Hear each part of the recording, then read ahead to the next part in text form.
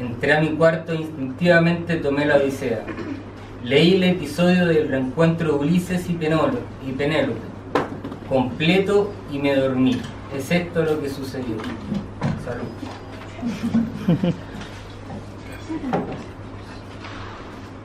Caminaba yo por un sendero en medio de un bosque.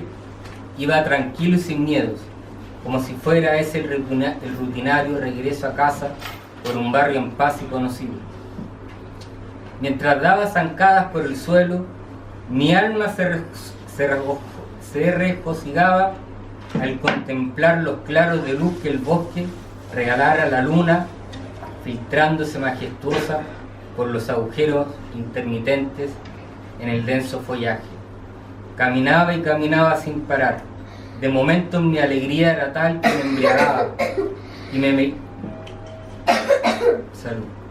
me llevaba irremediablemente a abrazarme un árbol antes de emprender de nuevo el paso a zancos largos. Estaba en eso cuando sentí unas voces mezcladas con risas de niños que provenían de algún lugar cercano, y sentí en mi alma el calor intenso del sol de verano por andar vagando hace horas tan feliz y solitario. Fue así como me interesé en ello y me quise acercar para poder verlos. Caminé unos metros y mientras avanzaba más nítido era el ruido de una singular voz, notas hechizantes de esas que arrancan de las bocas sagradas. Hasta que llegué precisamente a un claro, y en el borde de él, detrás de un árbol, agazapado y curioso los contemplé. Eran 3 niños y 2 mujeres. Al verlos jugar en los columpios de las ramas, se producía en mí el anhelo de adherirme a sus juegos, pero pensé que mi felicidad era aparente tras una real tristeza que fácilmente podría arruinar su gracia con el negro propio de un duelo.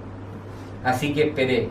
Mientras estaba en esto, pude ver que una de aquellas jovencitas, mientras jugaba, miraba en mi dirección, riendo coquetamente, y brillantes sus ojos por el reflejo de la luna. Pude percatarme de que su boca era inmensa, su sonrisa elegante, y como supe que me miraba a mí, sequé mis ojos y me desvelé al claro con una actitud arrogante. «Hola», me dijo la otra niña, «ven con nosotras, disfruta el bosque, el aire en las noches huele a flores, y nuestros juegos sientan al alma como el pájaro puro al viento, como el pan al hambriento». Fue así como los conocí, y no sé por qué, pero siempre era de noche. Cuando nos cansábamos del columpio y las correrías, comenzábamos a andar por los senderos, como reponiendo las energías para encontrar otros claros y volver a jugar. En toda esta dulce rutina hubo algo que llamó mi atención, y era que una de ellas, estas niñas, en todos los trayectos de mí nunca se separó. Con el tiempo nos fuimos acostumbrando a nuestro mutuo incipiente amor y compañía. Cada día, que eran siempre noches, nuestras manos se daban más y más al tacto, y nuestros cuerpos caminaban más y más pegados, y hubo un momento desde el cual nunca más nos separamos. Para mi suerte, ninguno de los jóvenes la pretendía, así que nos convertimos en los reyes del bosque. Ella, la reina más graciosa de la espesura, y yo, el rey adicto a sus labios y su comisura. Y no sé cómo, pero de momento la noche se escapó sin retorno. Mis ojos solo miraban luz y las paredes blancas de un cuarto pequeño. Y fue ahí cuando sentí el dolor de perder a mi amor, pues todo fue no más que un solo sueño. Un escrito que hice, que ganó una mención honrosa en un concurso universitario de escritura, de pasajes. Bueno, ¿esto es ciencia ficción? No. ¿A qué se parece más? Fantasía. ¿Cuánto? Prosa, algo así. Prosa. Bueno, la verdad es que esto, si se extendiera y se transformara en un libro o en la novela, tendría el nombre común y genérico, como se le ha dado históricamente a las novelas, con el nombre de romance. ¿Romance en oposición a qué? Romance en oposición a los relatos fantásticos. La ciencia ficción, que es un término más o menos reciente, nuevo, que se empieza a ocupar recién en 1940 en algunas revistas norteamericanas, ¿cierto? Revistas, publicaciones norteamericanas, donde aparecen ilustraciones de robots, donde aparece Tarzán, que empieza una revista, Tarzán, que podía luchar contra arañas gigantes, y después pasó el mito de Tarzán. Bueno, hay una obra capital que viene, en cierto sentido, literariamente, a fundar lo que es la ciencia ficción. Es decir, a tomar, o sea, a constituir un cuento fantástico, pero colgándose ya, o tomando ya el primer, o subiendo el primer peldaño de lo que es la ciencia ficción. Ese libro fue escrito por una niña de 19 años, o 20 años si no me equivoco, en la casa de nada más ni nada menos que Lord Byron, junto a otros niños, y se llamaba Mary Shelley. Es la autora de la célebre novela Frankenstein, o El moderno Prometeo también, que es el título original. Mary Shelley se junta en la casa de Lord Byron. Mary Shelley viene de una familia acomodada, muy acomodada, pero venía menos económicamente. Se junta con unos amigos para escribir alguna novela, algún cuento, algún relato sobre fantasmas que aparecen en cuentos alemanes, fantasmas y historias fantásticas alemanas. Sus amigos después no hacen nada, y Mary Shelley decide escribir y termina escribiendo esta obra monumental y capital en la literatura, y que viene a fundar la ciencia ficción, que es Frankenstein. ¿Qué es lo que sucede con Frankenstein? Que advierto,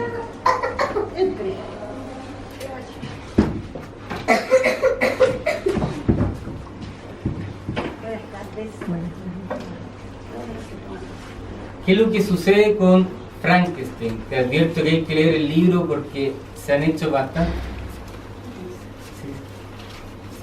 bastantes películas sobre Frankenstein, pero la verdad es que ninguna es fiel al libro. El libro es mucho más potente en cuanto a contenido que las películas.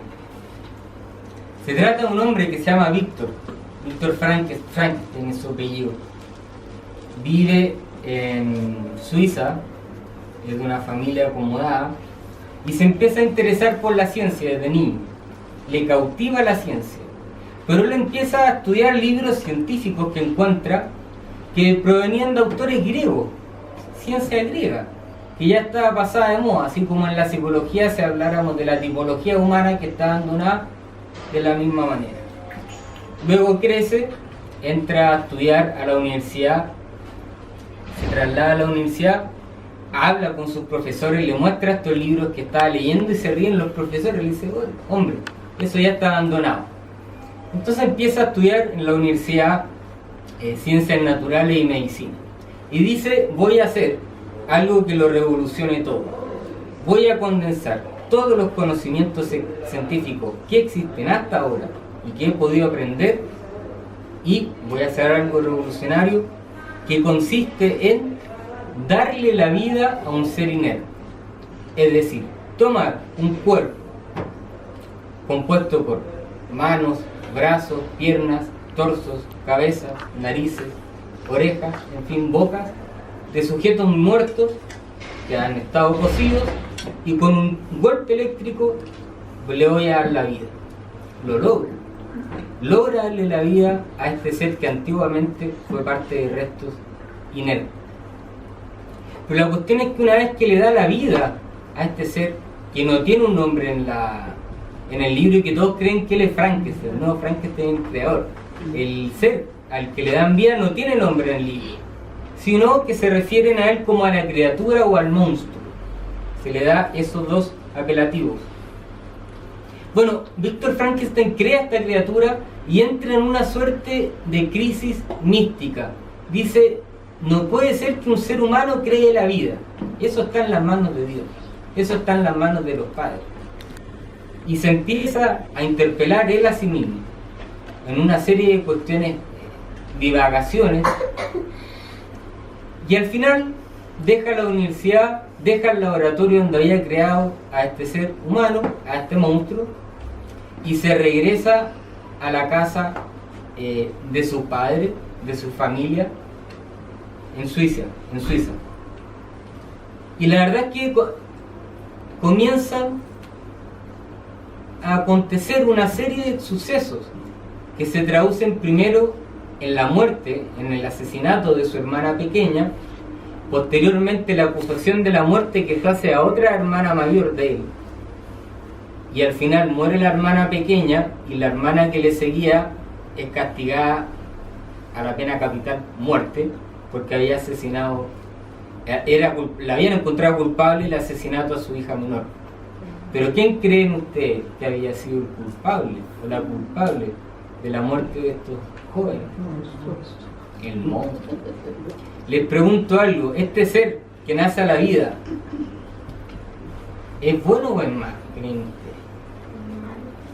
Yo creo que no tiene sentido de lo bueno o lo malo. Él actúa, yo creo que Él empieza a aprender como un niño, ¿sí? Pero ¿será bueno o malo? Es bueno. Es un hombre con un corazón inmensamente bueno. Pero ¿cuál es el problema? Que, como aparece en la obra, es un tipo que debería haber medido 2 metros, 2 metros 10, tenía la cara parchada, tenía un brazo más corto, más largo, y a la sociedad de esa época era un monstruo, era una criatura.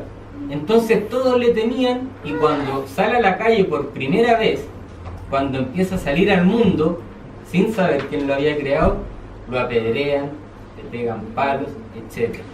Entonces empieza ahí su drama, que es el siguiente. Bueno, me trajeron a la vida, pero me trajeron a sufrir, no a ser feliz.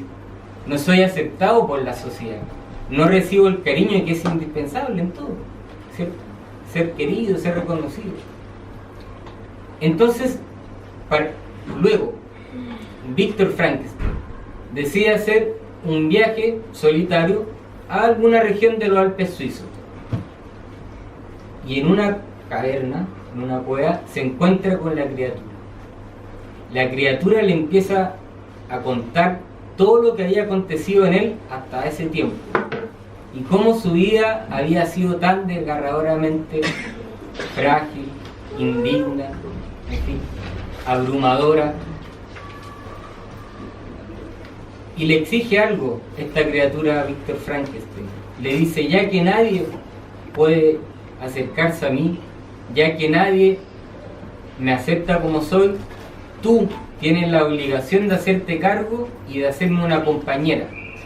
Tal cual me hiciste a mí, haz una compañera para que me pueda hacer compañía, para que pueda ser mi mujer, y así yo tener alguien con quien conversar. De lo contrario, si no haces eso, va a morir tu mujer en tu noche de boda y voy a terminar aniquilándote completamente. Ante esta amenaza, Víctor viaja con su mejor amigo a crear a esta mujer.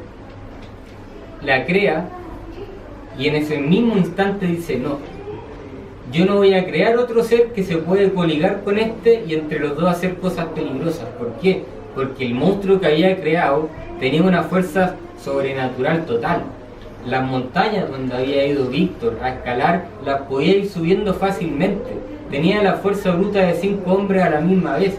Y dice, yo no voy a crear otro monstruo para que hagan lo que quieran entre los dos. Y rompe a la mujer que había visto. Pero el monstruo lo sigue siempre y ve que no cumple con su palabra.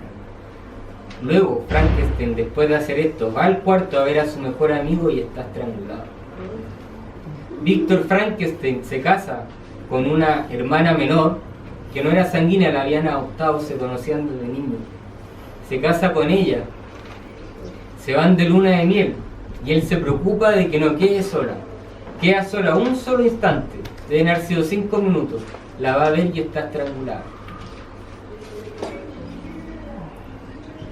Víctor Frankenstein, en esas circunstancias, este pobre hombre que le estaban matando a la familia, que le habían matado al amor, dice: no, yo no voy a aguantar más los arrebatos de este monstruo, lo voy a perseguir por donde sea, hasta donde me lleve, y lo voy a matar. Empieza la persecución por todas partes, hasta que de tanto perseguir Víctor Frankenstein al monstruo, termina apareciendo en un barco, en un trineo cerca de las estepas rusas, en una parte del mar que se había congelado. Había, la cuestión es así, una mujer, creo, decía emprender un viaje, una aventura en barco, porque decía que su vida era fome, por decirlo así, y quería arriesgarse con su fortuna. Contrata un barco, contrata marinero, una tripulación y sale. Pero llega a una parte donde había solo hielo, ya no podía avanzar más el barco. Y a lo lejos, alguna especie de Rodrigo de Triana, ve cómo va un trineo con un ser grande. Y le avisan: hemos visto esto. Luego a los 5 minutos aparece un trineo también de perros persiguiendo a este trineo con un ser que era normal, que era Víctor Frankenstein. Hasta ahí había llegado a seguirlo. Víctor es rescatado porque está en muy malas condiciones. Víctor es rescatado por este barco, por esta niña. Estaba medio muerto Víctor. Logran restablecer su salud y ahí Víctor le cuenta el relato a esa mujer. Y el relato es la historia. Y finalmente, se los cuento igual, bueno, Víctor pierde la vida después de haber relatado toda su experiencia. De esa forma se viene a fundar, a mi juicio y a juicio de otras personas más autorizadas. Yo no soy profesor de literatura, pero a juicio